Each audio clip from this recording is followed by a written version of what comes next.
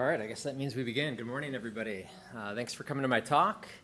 I'm really interested in the ecological causes of selection in the context of global change, and I think urban areas are a great place to look at that kind of thing. And so I'm going to go over a case study here on looking at the processes that cause trait variation along urbanization gradients using gray squirrels. Sort of a model system. Urban evolutionary biologists have documented so many cases of interesting trait variation between urban and rural areas. This is one of my favorite pictures is a coyote on Michigan Avenue in the loop of downtown Chicago.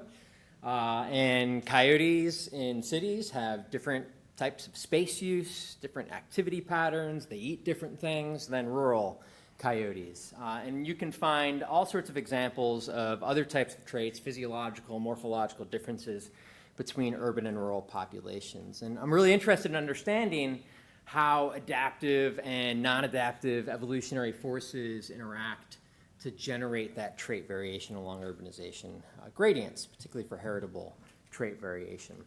So, if we take a cline in a trait along an urbanization gradient, we can think about adaptive and non-adaptive mechanisms, right? Urbanization gradients have tremendous variation in resources and conditions, constraints on fitness, thermal constraints, impervious cover, right? And so you might find evidence for natural selection, divergent natural selection, perhaps favoring one trait on the urban end and another trait variant on the rural end.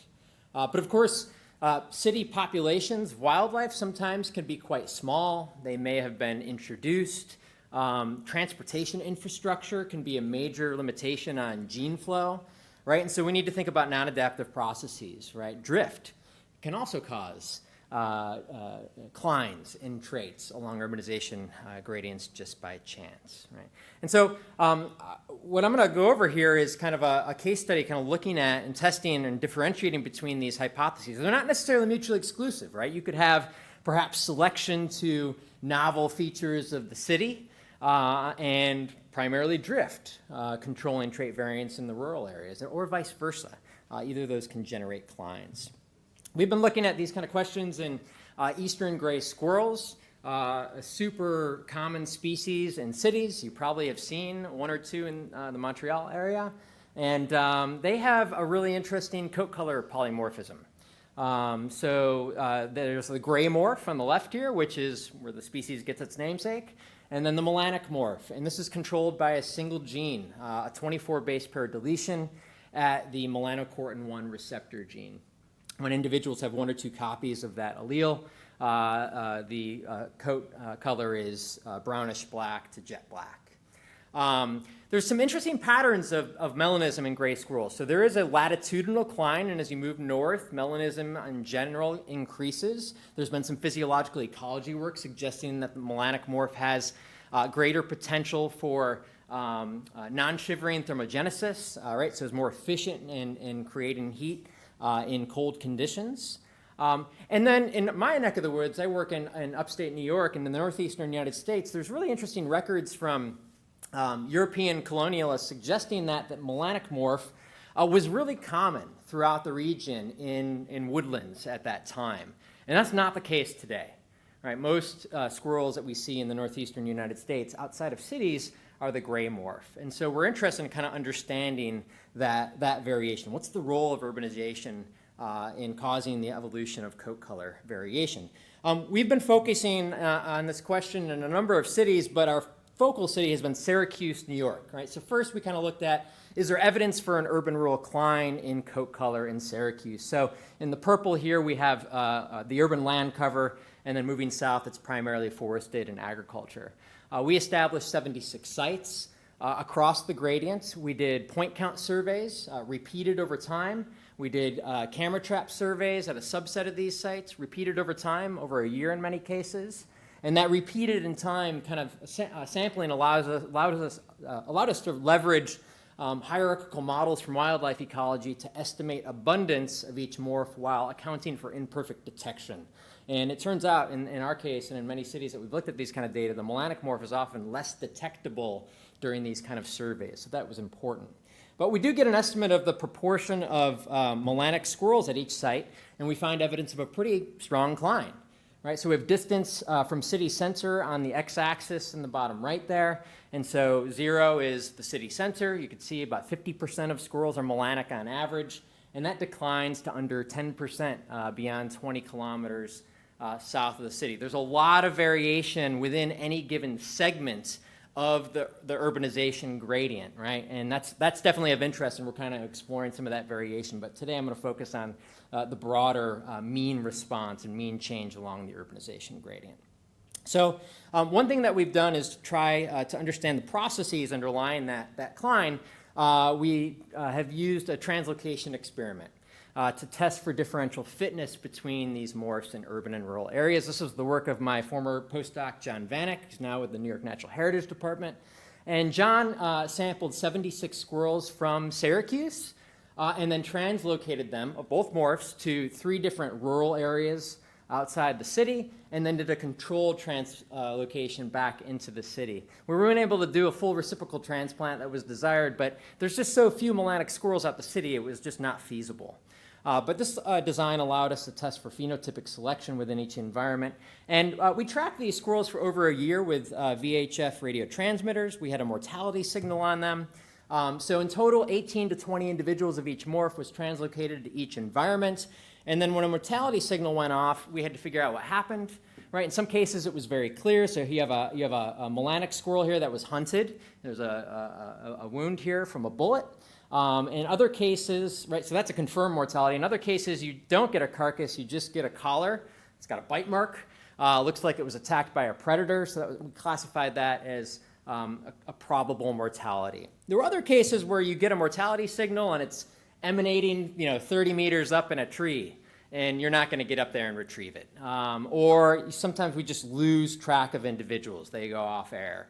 And so we classify those as possible mortalities, and we can sometimes we censor the data as well when we lose track of them. Now, no matter how you analyze the mortalities, whether you just consider the confirmed and probable mortalities as true mortalities, or you include the possible mortalities, you get the same kind of result for a survival analysis, which is this. We see strong differential survival between the morphs in the rural environment on the left, but not so in urban environments. So on the x-axis here, you have the days post-translocation. The y-axis is the survival probability, and each line is a survival curve.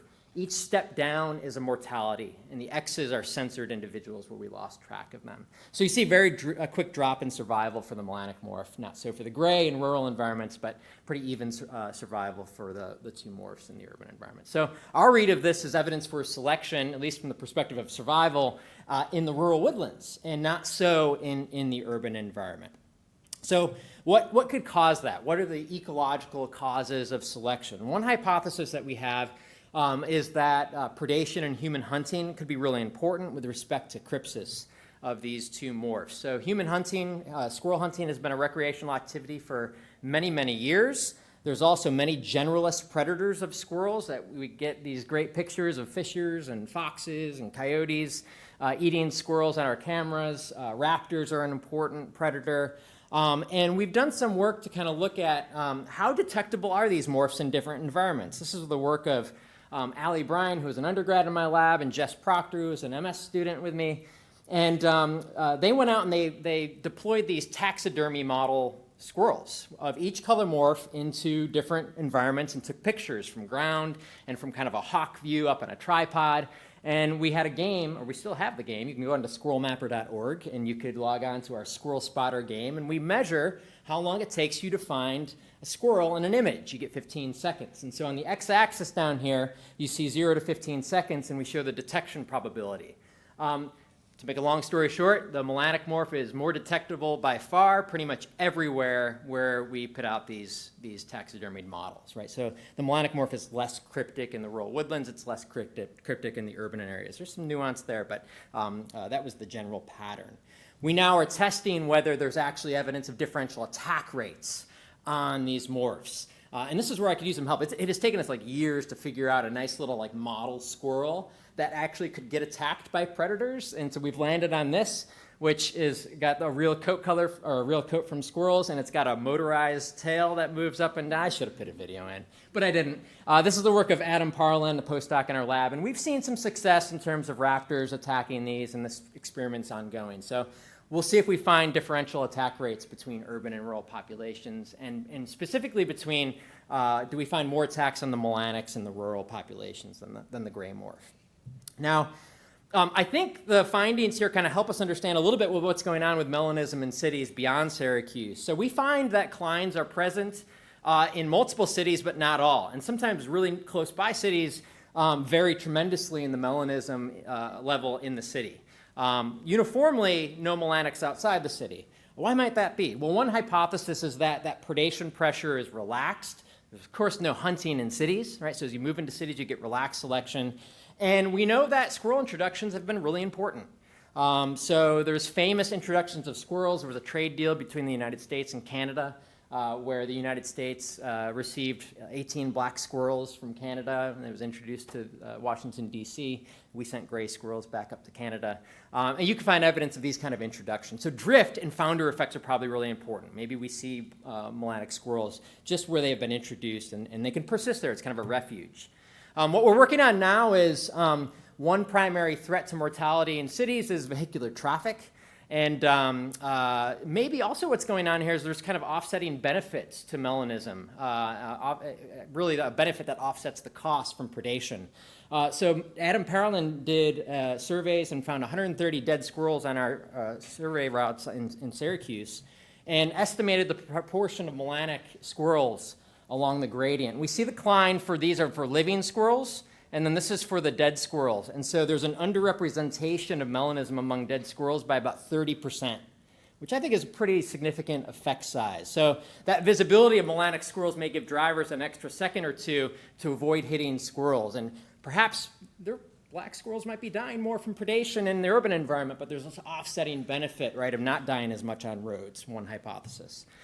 So are there urban-rural clines in melanism? Yeah, we find a strong one in Syracuse. There's variable clines in other cities. Does urbanization cause natural selection on coat color? We think so. One kind of message here is that I think we need to be kind of wary about making urban evolution kind of equivalent to urban adaptation, right? These aren't necessarily the same things. We often think about novel adaptation to novel features of the urban environment. And here I think we have more of a case of selection going on in the rural environment. It's relaxed moving into the city.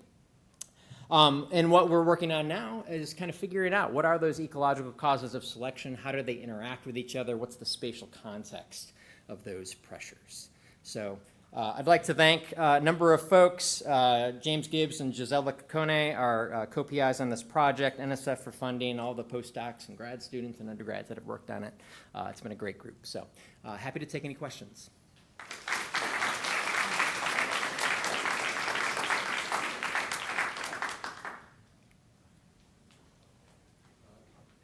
Translocation experiment, is there like difference in survivability between the different like rural areas of the same city? We didn't find evidence for any kind of site effects for the releases. Yeah. So we had 3 rural release sites and no significant differences in survival among those sites.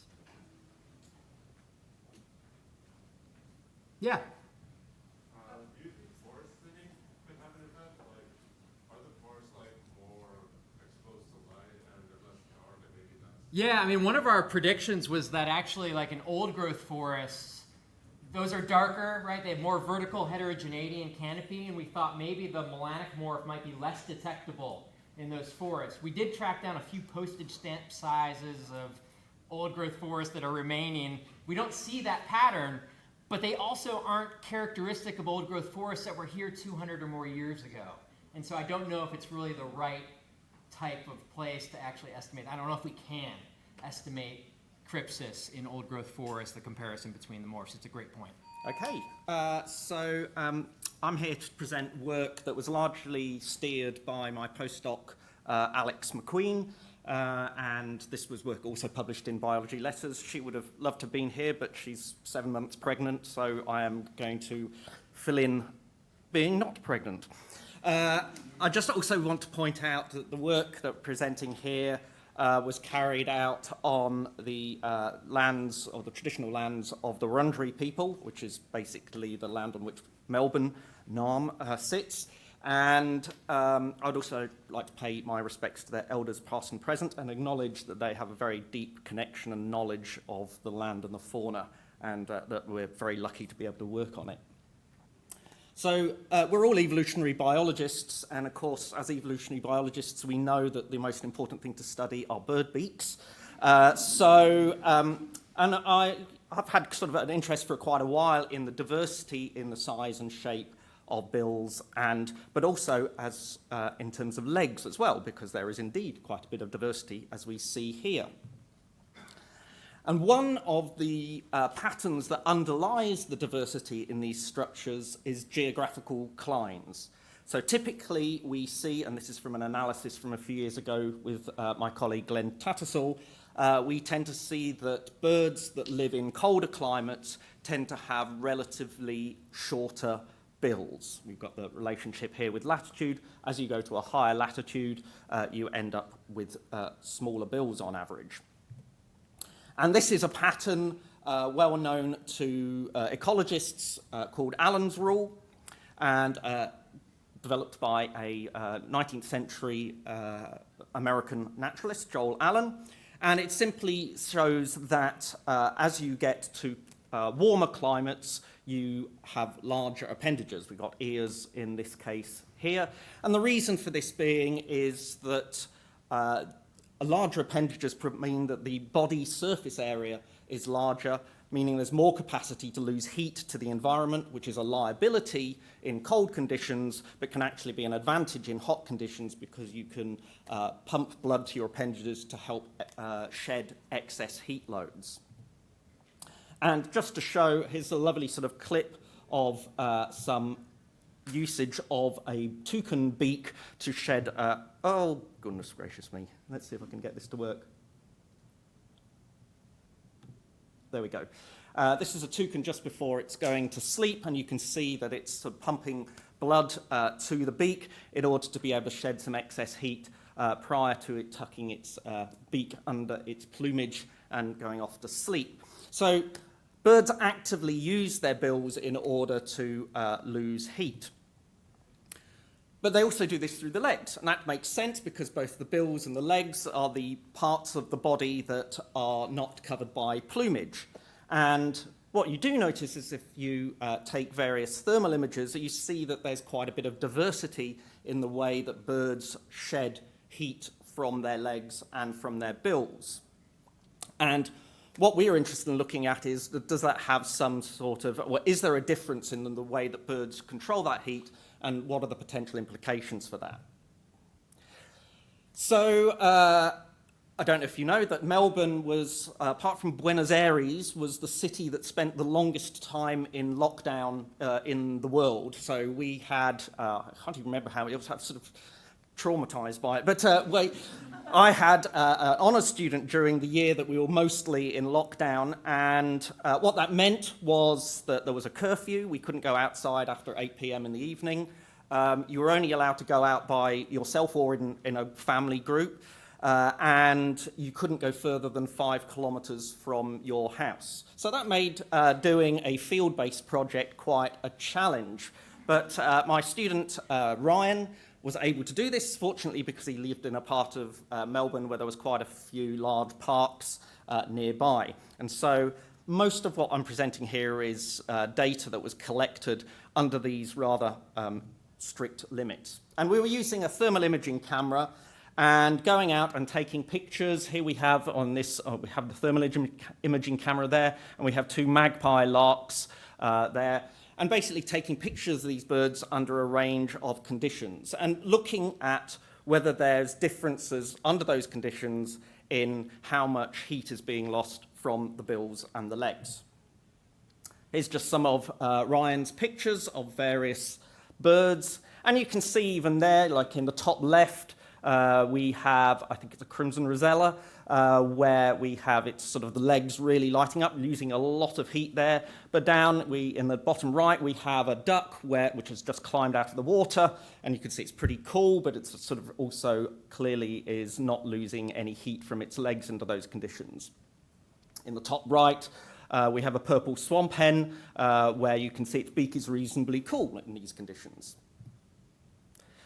So we collected about 600 thermal images for 14 species of birds. They're listed here. You probably can't see the writing at the back, but fairly common birds that are just found clearly in parks that are 5 kilometres from your house in Melbourne. And we were looking at collecting these images. We had a range of conditions ranging from 2 degrees to 39 degrees, so from pretty chilly to pretty hot. And what we were doing was measuring the surface temperature of the appendage, the bill or the legs, relative to the air temperature. And so you can tell from that whether the appendage is losing heat to the environment or not. If it's hotter than the temperature of the environment, it's losing heat. And in these analyses, we were controlling for phylogenetic relationships, but also other things that could potentially influence the loss of heat, like wind speed, the amount of solar radiation, the wetness of the bird, whether they've just climbed out of a lake, for example, and the distance away that the observer was from the bird. Okay, so as I said, what we're looking at is the difference between the surface temperature and the air temperature. So these graphs show that difference. On the y-axis is the delta temperature. So that's basically a positive value of that means the appendage is hotter than the environmental temperature, and if it's a minus value, it means that the appendage is cooler than the surrounding temperature. And the x-axis shows the air temperature. So if we concentrate on the top right, purple dots, which is the bill, what you see is that the line, you see an increase in the delta temperature with air temperature. So as it gets hotter, they do tend to pump more blood to the bill in order to be able to shed the heat. But even at cold temperatures, they're losing heat to the environment. That line is always above a delta temperature value of 0. By contrast, for the tarsus, the legs, when you get to the colder temperatures, that line goes below 0. So once you get down below around about 10 degrees or so, then the surface temperature of the tarsus actually becomes even cooler. So that it's very actively not losing heat to the environment. So it's not losing heat through the appendage at those cold temperatures, but with the bill, it is losing heat to the environment in those cold temperatures. Here's just another simpler way of showing this. This just shows the probability of losing heat from the appendage. So the sort of maroony type color shows the confidence intervals around the relationship with the legs, the tarsus, in relation to air temperature. Cool air temperatures, they don't lose heat. Hot air temperatures, they lose heat from the legs. Whereas the bill is essentially always losing heat to the environment. Why is there this difference? Well, it's likely because there's better control of vasoconstriction and vasodilation in the legs. And the reason why there's worse control in the bill is probably because of proximity to the brain. You can't just sort of shut off a large amount of blood supply to the head and not potentially have some consequences then in terms of the blood flow that's going to the brain. The other thing is, of course, that birds in their legs have countercurrent heat exchange mechanisms where the arterial blood flows by the venous blood going to and from the appendage and is actually able to reclaim heat back into the body when it does so. They don't have that kind of system in the bills. In terms of the adaptive consequences of this, I think it helps explain first a spatial pattern to do with Allen's rule. So this is just some work that I was involved in with some Polish researchers, including Arek Froelich, who did this, where we looked at essentially Allen's rule and Bergmann's rule patterns across as many birds as we could. So we had almost 10,000 species of birds. Pretty messy relationships here, but here's the relationship of beak size to the minimum temperature of all months, so the minimum temperatures they're kind of experiencing on average. And it's messy, but there is a significant positive relationship there. By contrast, you look across to the legs, the tarsus length, and I don't think we can argue that it's a lack of sample size, but even with 10,000 species, you see no real Allen's rule relationship there across all species, at least with minimum temperature all months. And funnily enough, if you use other measures of temperature, you actually get a slightly negative relationship with leg length, which is interesting. But what we think is that this could be explained by the fact that the bill is more susceptible to losing heat to the environment and is therefore going to be potentially under stronger selection in terms of adapting morphologically to the environment, because the legs can sort of deal with, a big leg can deal with colder temperatures just by sort of withdrawing blood from it. But we think this also has implications in terms of predicting about how morphology will respond to climate change, and this is a theme that we're interested in our group, including my now ex-PhD student Sarah Riding, who will be talking on Monday, and do go along to her talk. So what we're interested in here is the idea, extending Allen's rule, that as the climate gets warmer, appendages will get bigger. And that is what we see. This is some data from a paper that Sarah hopefully is going to be, it's in revision, so hopefully it will be published fairly soon, but she presented this last year at the Evolution meeting. But basically, if you look across a whole load of Australian bird species, they are increasing in surface area of the bill and tarsus length over time. So the appendages are getting longer and bigger. But what we think is happening in terms of this difference between the control of it is that in tropical environments where it's nice and warm, obviously big bills and legs are advantageous. It's getting warmer, so you both are going to increase, and they're going to be increasing at about the same rate because there's similar selection on the appendages, because in tropical environments, heat loss in the cold is not a problem. But in temperate environments, having big bills is strongly disadvantageous. Long bills are sort of mild, long legs are mildly disadvantageous because they can deal with it physiologically. What that means is that the tarsus is potentially able to respond more to increasing temperatures. So because it doesn't have to worry about those occasional cold conditions. So you'll get larger tarsus size increases over time in response to climatic warming, and you'll get milder bill size increases. And if anybody's interested and is working on similar kind of things, just a plug that the journal Evolutionary Ecology, which I'm an editor, the editor-in-chief, we're going to be doing a special issue on morphological responses to climate change. So please, if you've got any work that you think might be relevant to that, do consider submitting it to us. Thank you.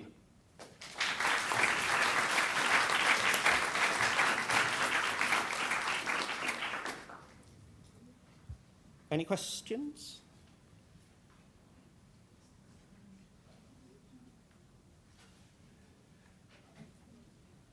Hi everybody, my name is Katie. Today I'm going to be presenting from you some work that I did for my undergraduate thesis in the Mahler lab at the University of Toronto, looking at the evolution of body scale size in some lizards. And so, as we just heard, climate poses various problems for organisms, and we see this especially at the extremes of climatic gradients. And so, in endotherms, this is going to be a great rehash of what we just heard. We see the evolution sometimes of phenotypic traits because endotherms are often concerned with heat loss. And so for Allen's rule, we see that populations in colder climates have evolved smaller appendages to limit heat loss. Meanwhile, in ectotherms, which are concerned with both heat loss and heat gain, we sometimes see the evolution of behaviors to mitigate the effects of climate on physiology by maintaining an optimal temperature, which is represented by Pmax here.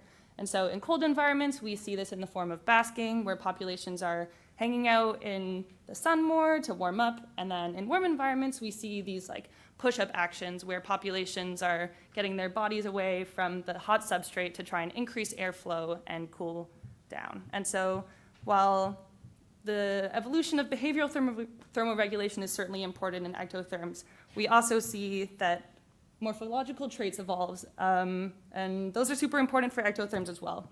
And so the body scales of reptiles are one example of such a trait, and these act as a barrier between the body and an organism's environment. And so scale morphology varies really greatly within reptilia. We see this variation within individuals, across populations of the same species, and then, of course, between different species. And so those scales have been hypothesized to be important for both thermo and hydroregulation. There isn't yet strong support for this in the current literature. And so for this study, we asked the question of how do temperature and precipitation drive variation in scale size across populations of the same species? And we have these two non-exclusive hypotheses which come from the literature and are each related to either temperature or precipitation. The first is this idea of, we've kind of given them fun names here, so I'm going to call this the heat sink hypothesis. And the idea here is that scales act as a heat sink, which is a site for heat loss. And so if individuals lose heat through their scales from the body to the environment, we would expect to see populations in warmer environments evolving relatively larger scales to help with thermoregulatory cooling. Meanwhile, the interstitial skin hypothesis posits that moisture is lost through the thin skin between scales, and this is known as the interstitial skin. And so the idea here is that we would see this negative relationship between precipitation and scale size, where populations in drier environments should evolve larger scales to limit the amount of exposed interstitial skin and mitigate moisture loss and therefore help prevent desiccation. And so to answer this question, we require a system with several species that inhabit a broad climatic gradient across a large geographic range. And luckily in the Mahler lab, we studied the ideal system for such a question, those being the charming neotropical lizard genus Anolis. And so in this study, we focused on 3 species of anoles that are broadly distributed across the greater Antillean islands of either Hispaniola, in the case of Symonds and Semilineatus, or Puerto Rico, in the case of Cristatellus. And to test whether scales have evolved as hydro or thermoregulatory structures, we quantified patterns of dorsal and ventral scale size across populations of our 3 species over a representative range of climates on these islands. And so to quantify scale size, I first imaged ethanol preserved specimens using a macro lens to get these high resolution images of their scales. I then imported these scale images into the computer software ImageJ to measure scale area. And to measure scale area, we picked scales that are at the vertices and the midpoints of a square that was drawn onto a grid that's proportionally set to the body size of each of these individuals. We then averaged scale size by body region to each individual and corrected for body size to get relative scale area. And then we did this for nearly 700 specimens, which works out to be around like 12,400 scales. And so you can imagine I've spent many fun hours of my life staring at my computer in ImageJ. Maybe that's why I need glasses now. And so the other important aspect of this data collection is the climate data. So we pulled data for each of our sampling sites from WorldClim, and then to condense the complexity of these 19 bioclimatic variables, and also because climate data is highly correlated, we conducted a principal component analysis on our climate data, where PC1 came out as a temperature axis, and PC2 came out as a precipitation axis. And then finally, we put our scale area data and our climate data into the model, which we ran by species, combining both sexes for each species into the same model. And then we started with this full model and then did stepwise removal of insignificant model terms to get a relationship for each species between scale size and climate. Okay, so before I talk about the results, just a quick reminder of what we're looking for here. For the heat sink hypothesis, we're expecting this positive relationship between temperature and scale size, where populations in warmer environments should have evolved larger scales to help with thermoregulatory cooling. And then for the interstitial skin hypothesis, we're expecting this negative relationship between precipitation and scale size, where populations in arid environments should have evolved larger scales to mitigate moisture loss. Okay, so spoiler alert, overall, we found evidence for the effect of climate on of both precipitation and temperature on scale size. What I'm gonna do right now is kind of just like walk you through the model for each of our species, and then I'll dig into some of the stuff a little bit in just a sec that I think is more fun. But first, so for Cristatellus, we see a significant effect of both temperature and precipitation on scale size. So that's great. We don't see this in the same way for Semilineatus. We see a significant effect of temperature, but not one of precipitation. And then finally, for Symonds, we again see a significant effect of temperature. Maybe you see where I'm going with this. But we see, I've got kind of like a question mark here for precipitation, because although PC2, which is precipitation in our model, is not significant on its own here, we do see a significant interaction between PC1 temperature and PC2 precipitation, which I'll talk about in just a sec. But overall, what I want to highlight here is that we see sort of mixed support for the idea that precipitation is driving variation in scale size, but clearly consistent support for the idea that temperature might be. And so I'm going to spend the next couple of minutes talking about that. So I'm going to show you a series of plots. They're all structured the same way here. We've got PC1 temperature on the x-axis, where hotter temperatures are on your right, cooler temperatures are on the left. We've got relative scale size on the y-axis, so bigger scales towards the top, smaller scales towards the bottom. You'll see the data on here in just a sec, but there's kind of these two sets of points. There will be these like small gray dots in the background, and that's the individual level data. And then these bigger circles, which is the predicted average scale size for each of our sampling sites by the model.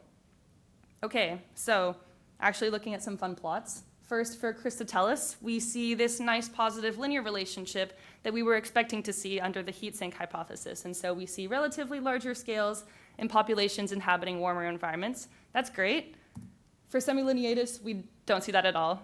We see actually this nonlinear relationship between temperature and scale size, where the largest scales have evolved at both hot and cold temperature extremes.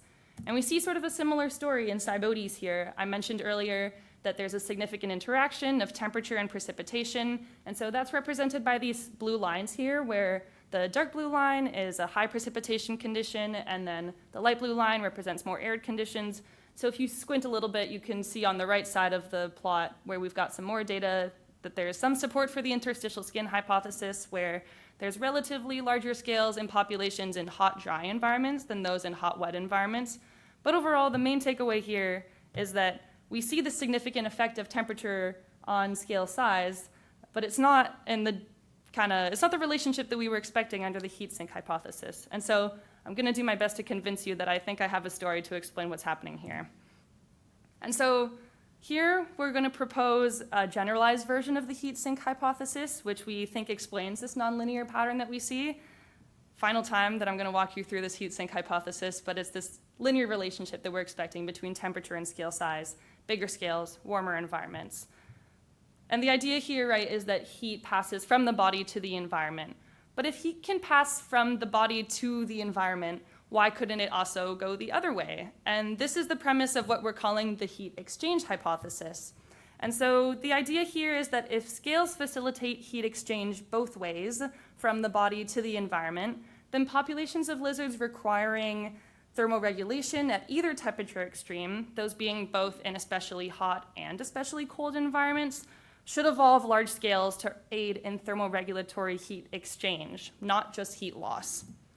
And so after seeing our anolis results and coming up with this possible explanation, we wanted to test this idea by re-examining some data from the literature in studies that have looked at the relationship between temperature and scale size. And so we went back and we looked for papers that had looked at this relationship across a broad temperature gradient. And in one of the foundational studies in this relatively, admittedly niche field of the relationship between scale size and temperature, Soulé and Kerfoot examined this relationship between climate and scale size, where when they tested for correlations between temperature and scale size, they didn't really find any consistent relationship between these two things. But when we went back and looked at their data, applying the same model selection process that we did for our anolis data, we got this lovely nonlinear pattern, which was very nice for us. This was a fun moment. And so again, we see that populations at both temperature extremes, both hot and cold environments, have the largest relative scales. And so I guess the question now is, why do we see evidence for both the heat sink hypothesis and the heat exchange hypothesis in our anolis data? I want to remind you that Chrysotellus displays this linear relationship that we were expecting under the heat sink hypothesis, while both the Hispaniolan species show this nonlinear relationship between temperature and scale size, which we think is explained by the heat exchange hypothesis. And so we actually think that this difference by island is important because species living on Hispaniola inhabit a much broader set of temperatures thanks to the mountain range that's located at the center of the island. At these high elevations, populations on Hispaniola experience much colder temperatures than are seen anywhere on Puerto Rico. You see this represented here by mean annual temperature, and so you can see those dark blue colors in the middle of Hispaniola. It gets as cold as like 10 degrees Celsius, which for the Americans in the room, that's cold for me as an endotherm, never mind for these poor ectothermic lizards. And so research by some folks who are here at Yale has shown that populations of anoles at high elevations display this behavioral shift where they're basking more to warm up because of how cold it gets at these high elevations. And we think that this behavior might actually be mediating this phenotypic shift that we see, where the cold temperatures make it so that these lizards really need to maximize all avenues of heat gain that they can to deal with these really cold temperatures at these high elevations. And so we think that this phenotypic shift in scale size that we see happens in parallel with the behavioral shift that others have observed at these high elevations, all in the name of thermoregulation. And so overall, the short summary is that we did indeed find that scale size evolves as a function of climate. And though we found mixed support for the idea that climatic precipitation is related to scale size, we did find strong support for the idea that temperature is driving variation in scale size. However, the relationship between temperature and scale size is nonlinear, with the biggest scales being found at both hot and cold temperature extremes. Consequently, we redefined the heat sink hypothesis from the literature, which focuses on heat loss, to this idea of heat exchange, which acknowledges that heat can pass bidirectionally through scales. And we found support for this hypothesis in both Anolis and Scaloporus lizards, which are two distantly related lizard clades. And so finally, we think that this idea that we have about heat exchange could help explain the lack of consensus that we see in the current literature that's looked at the relationship between scale size and temperature. Previous studies have maybe been looking at too narrow a range, and so only capturing parts of this curve, as we did with Christotellus. And so we think that we maybe really only get the full picture when we examine this relationship across a broad climatic gradient. And so with that, I'd like to thank the Mahler Lab, especially the people who spent many hours with me imaging these lizards, and thank you for listening. I'd be happy to take questions now.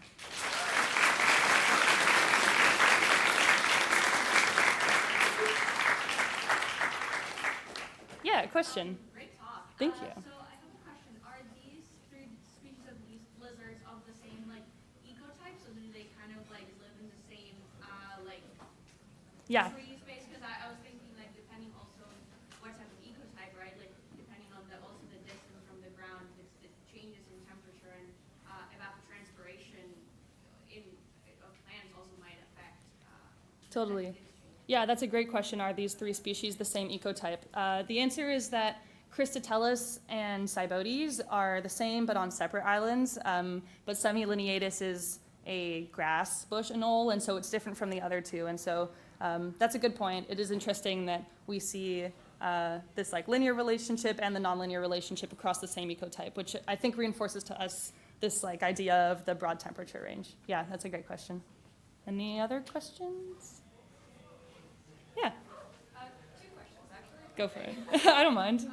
What is the temporal, because you use museum specimen, right? Do you have any range through time? Yes. Okay, yes. So the answer is no range through time. These specimens were collected in 2016 and 2017, and so fairly recent. Yeah, what's your second question? Second question was going to be about because it looked like you had really good temperature ranges to compare on those islands, but was the precipitation range equally big, or do you think maybe it was a bit too small to detect? Yeah, that's a good question. In terms of maybe why we didn't see an effect of precipitation, I think it varied enough that we could have seen a difference. I mean, this is of course selling the story that I'm trying to tell, but I do think that especially because they're reptiles, water loss is important, but not as important as it would be in amphibians or something. But I think that the temperature range, or the precipitation range that we had was pretty broad, and we could have seen an effect, I think, if there was one, and we did see it a little bit, but not a ton. So yeah, I'm not sure that answers your question. Cool. Sorry, I'll get out of your way now. Hi everyone, this is my master's thesis in the Yakimowski lab at Queen's University, and today we're discussing the historical origins of EPSPS copy number variation in Amaranthus palmeri. So a little land acknowledgement before I started. I'd like to acknowledge and honor the indigenous people of the land from where my sample were collected, historically inhabited by numerous indigenous nations. And I would like to recognize the enduring connection to the land and express gratitude for my samples. So agriculture played a pivotal role in Canada economy, covering a large amount of total land area. But however, this is more what you will see at the crop field, where weeds are persistent adversaries to crops competing for resources and reducing the yield. And farmers have been using herbicides in order to manage the spread of these weeds, and one of the most widely used herbicide worldwide is glyphosate. Glyphosate has a rich history and has significantly impacted the agricultural landscape since its introduction in 1974. And ever since then, it has surged dramatically in popularity, especially after the introduction of glyphosate-resistant crops in 1995. And this is particularly important because if you look at this graph in the United States, glyphosate usage has increased, notable increase over time, especially after the introduction of GL crops in 1995. And so I just want to talk about how glyphosate works. So this diagram illustrates the sigma pathway in plants, which is one of the most crucial metabolic pathways that are responsible for synthesis of essential aromatic amino acids. And these serve as precursor for a diverse array of secondary metabolites and plant function. Because of its importance, it's regulated by a lot of different inputs, and one of them being the EPSPS enzyme. So EPSPS enzyme catalyzes a reaction between PEP and S3P in order to produce a product which is phosphate and EPSP. This is where glyphosate comes into the picture. It will bind to the active site of the EPSPS enzyme, therefore blocking the reaction from occurring and disrupting the pathway from going and leading to plant death. So plants have developed resistance to glyphosate through application of the EPSPS gene copy number, and by that, it will increase the number of EPSPS enzymes. By doing this, even though glyphosate can still bind to the EPSPS enzyme, there's other copies of the EPSPS enzyme that can still catalyze the reaction and keep the flow of the pathway going. And this is particularly evident in my study species, Amaranthus palmeri. This plant holds a notorious reputation as one of the most problematic weeds in the United States because of its aggressive growth and prolific seed production. It's dioecious and annual, and it's also wind pollinated. It was native to the southwestern United States and the northern Mexico, but it has introduced to various other areas in the United States. Because of this, farmers have been using a lot of strategies in order to combat the spread of Amaranthus palmeri, and one of them being glyphosate. But here lies the problem. Because of that widespread use of glyphosate, it has led to glyphosate resistance in Amaranthus palmeri, and the first one was reported in Georgia in 2004, and ever since then has been reported in 27 other states in the United States by 2017.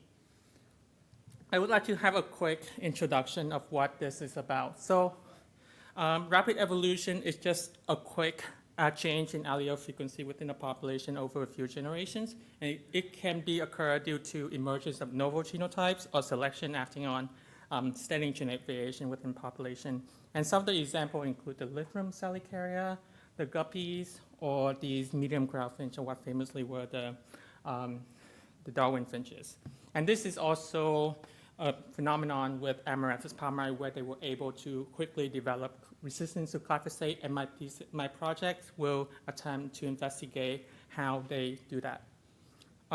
So to do that, I explore 3 different potential scenarios that illustrating the temporal variation EPSPS copy number in Amaranthus palmeri. These were scenarios that I'd done before I started the project in order for me to predict how this can work. So this has focused on the 2 critical time points, 1974 and 1995.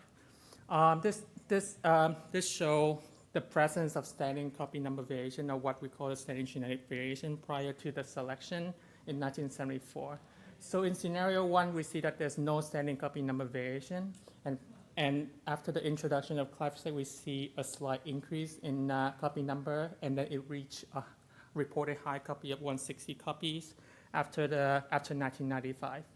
In scenario 2, we see a presence of low standing copy number variation before 1974, and because of that presence, the increase is much more substantial after 1974, and they reach the higher level after 1995. And in scenario 3, we see a much more moderate standing copy number variation prior to 74, and then it increased much more profound after 1974. So these are just 3 of the potential scenarios that I want to introduce before I go into my result.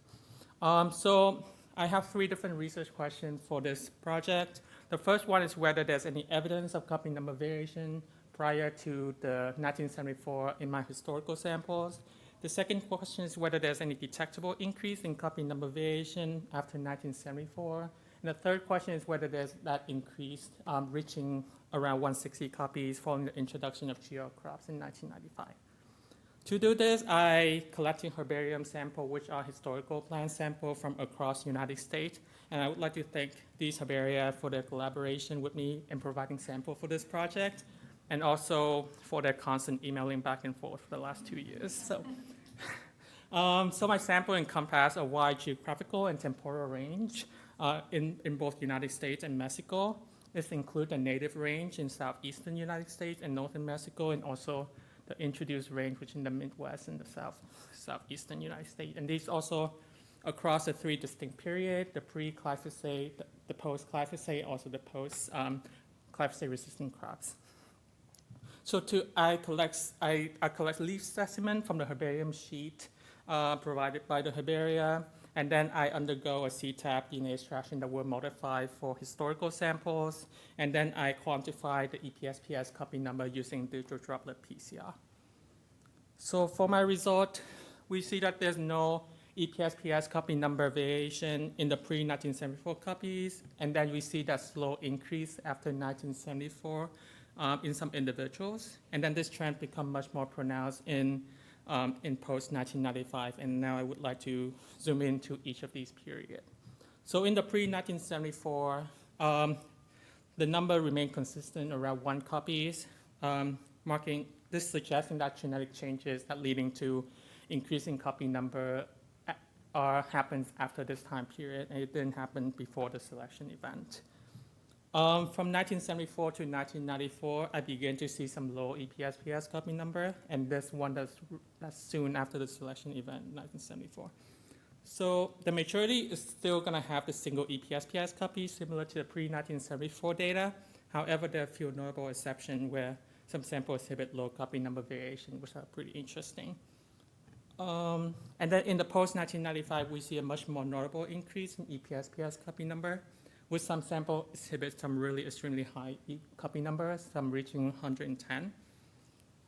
It's important to note that the first report of glyphosate resistance in Amaranth palmeri was reported in 2004, and most of all my high copy individuals are after the 2010, suggesting that there does seem to be that selection imposed by glyphosate use. So in conclusion, I see that there's no variation in EPSPS copy number detected prior to the 1974 up to date. This is consistent with the lack of standing genetic variation prior to the commercialization of glyphosate, indicating that EPSPS copy number variation may not have been present in Amaranth palmeri at that time. Secondly, in the post-1974 period, there's a low EPSPS copy number of 1, with occasional instance of individual exhibiting low copy number 1 very soon after. This shows that even though it has not yet become widespread, the incidence of plants exhibiting copy number larger than 1 start to become detectable in the historical samples. And then finally, in the post-1995 period, there's a significant increase in EPSPS copy number, particularly after 2010. This coincides with that surge in glyphosate use and the introduction of glyphosate-resistant crops, and this shows the selection pressure of glyphosate in driving the evolution of resistant Amaranth palmeri population. It's also important to note the limitation associated with using herbarium samples. While herbarium samples provide valuable historical records and enable us to conduct a retrospective analysis on EPSPS copy number variation, they may not fully represent the genetic diversity of historical population in nature. For instance, rare individual with low copy number of EPSPS prior to 1974 may exist in natural populations, but may not be adequately represented in herbarium collection. So I would like to acknowledge and take a moment to acknowledge all the support and contribution of several groups and individuals here and who have made this research possible, and also the funding sources. Thank you.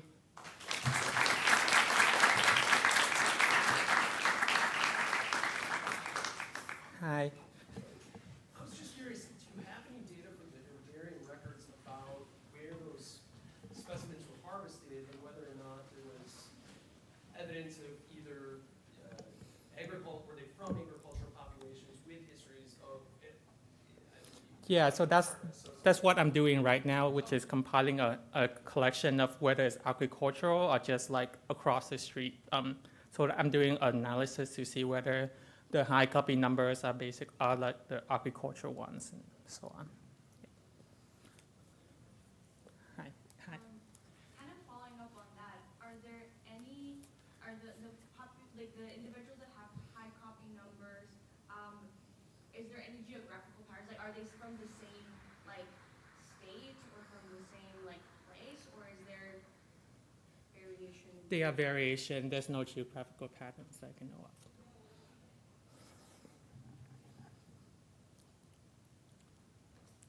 Okay, thank you, everyone.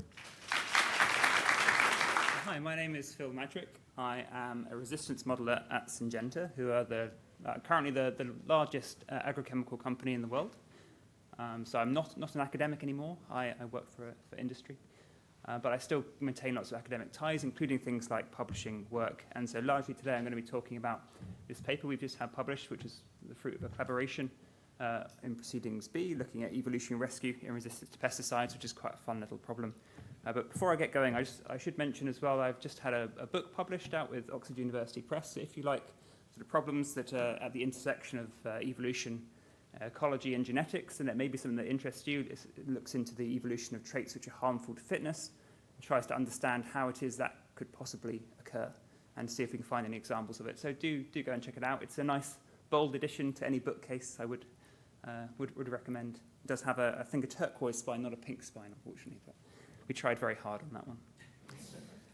Right, just to set some context then about pesticide resistance. This is something which is not always fully understood in the sort of across the academic and industrial divide, because I guess the problems are quite different from different perspectives. From an industrial point of view, I mean, when Syngenta goes and develops a new pesticide, it costs about $500 million. That's a lot. It takes a long time as well. These days, it's about 15 to 20 years of development time. And there can be quite a protracted period of research as well, which is excluded from that timing. And the real disappointment is that once you then release this in some of the major markets, like the USA, Brazil, and China, you expect to get your first case of resistance usually within 2 years. So it's bad. It's really, really bad. Because obviously, at that point, you start to then lead on to things like control failure, and we tend to see control failure within about 8 to 10 years. So it's a really big problem, and the point of control failure, things like farmers, users in general, start to shift away from using that particular product. In the meantime, though, there are some sort of good points of science in here, at least, in that Syngenta is commercially invested in this space. So what that means is that we have massive, massive data sets that track the evolution of resistance, and these often filter their way in through the publicly available literature, because they're often done with collaborations with academics. And we have a good understanding of this process of how resistance evolves. And one of the things which is, there's a slight sort of difference of opinion, but I think it's largely true that when you're focused on control failure, which is what Syngenta is most concerned about, target site resistance is really the major problem that we try to prevent. The reason for that is that when target site resistance occurs, you tend to see a really like a step change in the resistance factors you observe, and so you see these very, very high levels of resistance that really drive farmers away from using products. And we know that this is also largely driven in the context of strong selection, so we see very, very rapid selection of target site resistance mutations. And this is because in the field, as opposed to what you might do in the lab, say, you get very, very high mortalities, and it's just constrained in time and space to be at very particular points. And so you'll see very, very strong selection, but localized in pockets. And this is why there's then this difference between the first case of resistance and then the geographic spread of that resistance.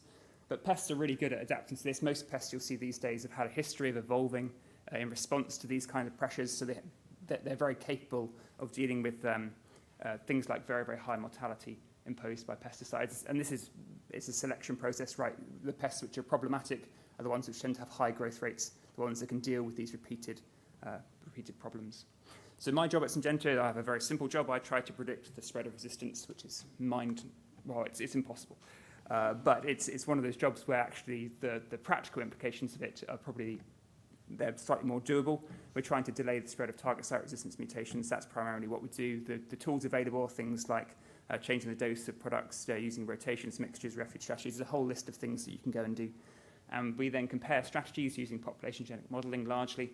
And the real goal here is comparative. We're trying to work out what would possibly work in different situations and what the options are in particular markets. There are sort of 2 points I want to make that lead on to this paper that we produced in collaboration with the University of Exeter.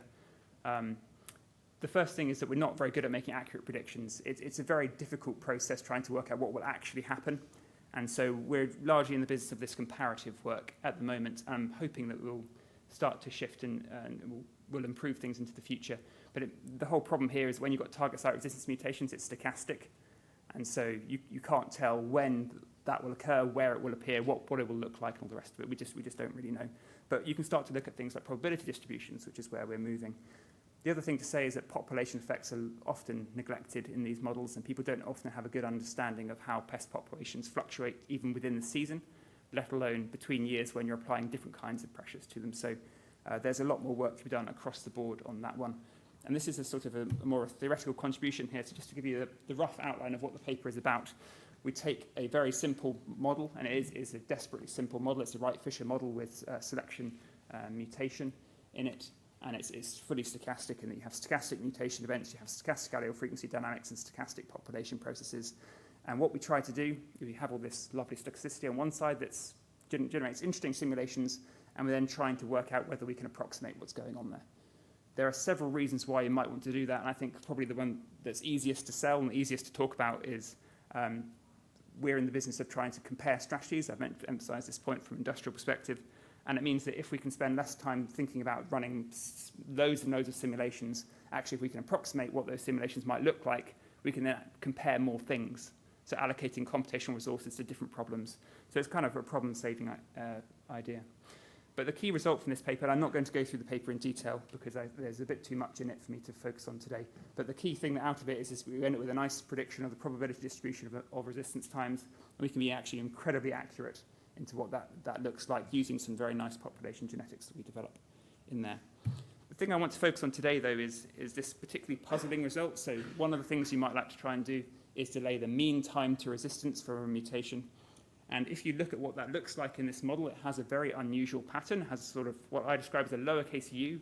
I can't think of any other letter that looks vaguely similar to this, so you have to forgive me on that one. It's got a lowercase u kind of shape as you go across selection coefficients. The idea here is if you have a higher selection coefficient, that's more mortality being imposed on the population. It's expressed as a positive selection coefficient. For those who are from a population genetics background will understand what that means. And so the idea is that as you impose stronger selection, actually you don't see what you might expect, which is a decline in the time to resistance. So classically, you'd expect there to be essentially an exponential decline.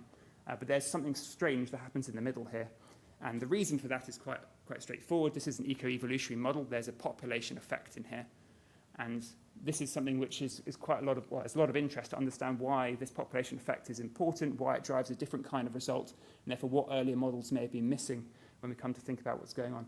I just want to emphasize a couple of key points here, which is this result is actually generated from simulations, but we could also derive exactly the same kind of pattern of results in analytical predictions. So what that means is we can then tractably understand what's going on here using the parameters of the model. And again, to stress, it's a really simple model. There's only a mutation rate parameter, a selection coefficient parameter, population growth rate parameter, so an R value, and a carrying capacity, a K value. So it's a desperately simple model.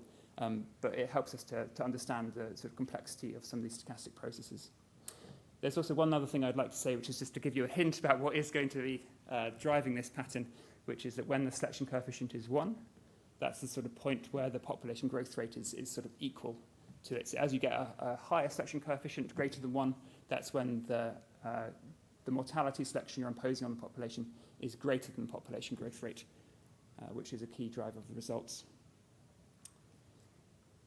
So one way you can think about what's going on here to understand how the mean works, and this is something which probably the people in this room are not very familiar with, my colleagues at Syngenta are slightly more familiar with, is what's known as PERT analysis, and that you can often fit a distribution called a PERT distribution, which essentially is a displaced gamma distribution to help describe some of the phenomenon that is at work, and this is often used in quantitative risk analysis. So you can take a distribution like the time to resistance, which looks roughly like that grey line there, and you can fit the mean. You can sort of explain the mean based on 4 parameters. There's a minimum, which is sort of the first point of resistance, say. There is the mode, the most likely case of how long it takes for resistance to arise. There is a maximum, saying the longest case that resistance might take to arise. And there is a shape parameter, which just describes the difference in between. And if you then divide up these, the mean, you can then explain in terms of these parameters. If you plot what that looks like on the right-hand side, what this shows you is that the minimum is not sensitive to that same sort of U-shaped going on. That the mode is also not sensitive to that funny sort of U-shape that you see in the mean. Actually, it's the maximum that's driving this result. So just to be really clear, that was a little bit technical, just really clear about what that means. It's saying that the cases where you have resistance arising as late as possible, those are the cases which are driving this strange pattern in the mean. So the worst case scenario is still the worst case scenario, and it's having this expected pattern just as we would expect from previous work. It's the maximum which is really driving what's going on here. The approach we took in the analytics, though, just to go and understand what's going on here, you can divide the time to resistance, the sort of mean time to resistance, into 2 processes, 2 very well understood processes. There's an emergence time, so how long it takes for a mutation to appear in a population that will spread through that population. And there's a spreading time, how long it takes for that mutation to go from one copy to a whole bunch. And what you can see quite clearly here is that the U-shape, again, I'll keep using this U-shaped idea, lowercase u, that's really being driven by this emergence time. So it's something to do with how long it takes for resistance mutations to appear in the population that will go on to spread through the population. And we can think about this as having sort of 3 spaces. The blue space I'm really not going to focus on very much. I'm going to call that the sort of lower selection coefficient space. That has a sort of expected pattern that you expect. As you increase the selection coefficients, the time to resistance comes down. Then there is the orange space, which is really surprising, where that starts to move in the opposite direction. And then the very high selection coefficients at the other end are doing something rather different. So just to very quickly run through what's going on here then. So at lower selection coefficients, I'm just going to gloss over that because it's boring. The intermediate selection coefficients actually is quite comprehensible what's going on. Again, the analytics completely supports this narrative. What you see is the population decline quite straightforwardly. If a mutation doesn't occur early on, population then becomes lower, so you're less likely to get that mutation appearing. So it's completely driven by population size, lower population size, less likely to get the mutation appearing. So it's a very straightforward story. It just tells you also why the mode, for instance, you can actually tell in this relationship the most likely thing to happen is a resistance mutation to arise straight away. So the mode here, the most likely event, is that the resistance mutation happens in the first generation and then is completely unaffected by this. But what happens if it doesn't occur in the first generation, if the population size is just that much smaller, then the mutation is just less likely over time. So it can put a delay in there. The more exciting phenomenon, so this is kind of like a population suppression effect, the more exciting phenomenon is more of a population extinction effect. So if you then look at that other region of space where we saw the mean sort of come back down, and we saw the other sort of tail of the U-shape, if you understand where I mean. The reason why you get it sort of reverting back is quite straightforward, and if a mutation doesn't arise early on, instead of the population being suppressed, the population goes extinct. So what you then see is all of those populations where that would have happened are taken out of the mean, essentially, because the mean is conditional upon the population surviving. And so you see a sort of reversion back to what's going on. So just to reiterate exactly what that point is, when a mutation does not occur early on, instead of the population declining to a lower equilibrium, it goes extinct. And you can go through the analytics and work out why this is quite an interesting phenomenon. But there's one other point which I think is also worth making, which is that when the selection coefficient exceeds 1, so when it exceeds the population growth rate, you see that there's a very high probability the population will go extinct. And there's a sort of a rapid jump, which is quite an interesting phenomenon. It's almost like a threshold effect. But it does mean that extinction is quite likely once you get into that region of the space. So just to bring this back to then resistance management, some of the more practical things, if you want to delay the mode time to resistance, so the worst case scenario, the only thing you can do in this model, which is plotted there, in the grey line, which is just in the background, the only thing you can do is to decrease the selection coefficient, but the mean is then sensitive to what happens in some of the better case scenarios and has a different sort of relationship. So at intermediate selection coefficients, it's possible to delay the mean, but just observe that the mode is still going down. So there's a sort of risk being built into this model that if you decide to, say, go for a strategy which says, I'm going to really hit a population hard, try to reduce the population size, as has been the practice in antibiotics, in BT crops, in cancer treatment, there is a real risk attached to that. Because if it goes wrong, you end up with resistance happening much, much faster than you would otherwise expect. And this is something which people are starting to wake up as they've now realized that there's quite variable results in those three particular cases in terms of the success of those resistance management strategies.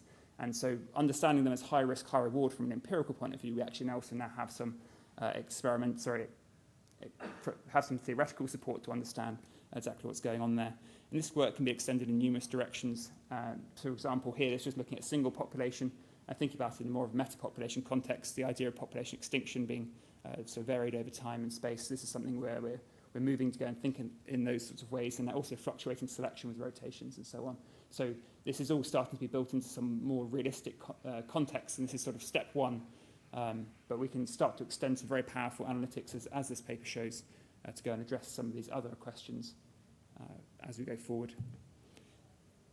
So I'll stop at that point just to say thank you very much to my collaborators, Thomas Tunstall, who was a PhD student at the University of Exeter, and Ricardo Canitz, who was also based at Syngenta. And just to remind people again, this is all described in much greater detail in a paper in Proceedings B. And yes, do check out this maladaptation book if that sounds like something that's interesting to you. And I'm happy to take questions on what I've discussed, also more broadly, as I understand I'm a rarity here as someone who works in industry. If you have any questions about that, I'm also happy to talk about that. So thank you very much.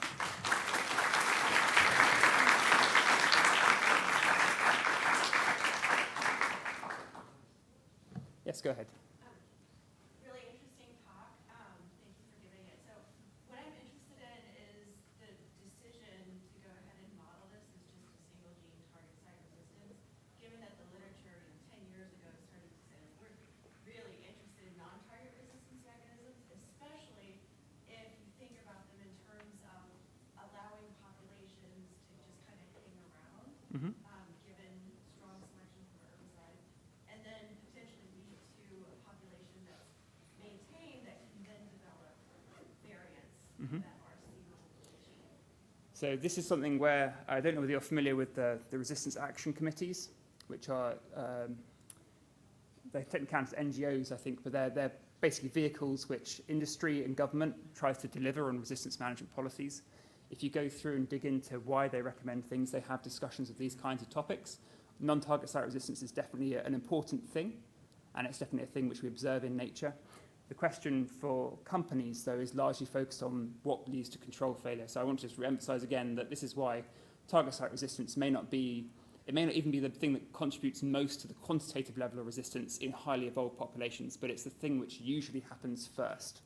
And so it's usually the thing which we're most concerned about. If it doesn't happen first, it's usually the thing which then gives at least that initial increase.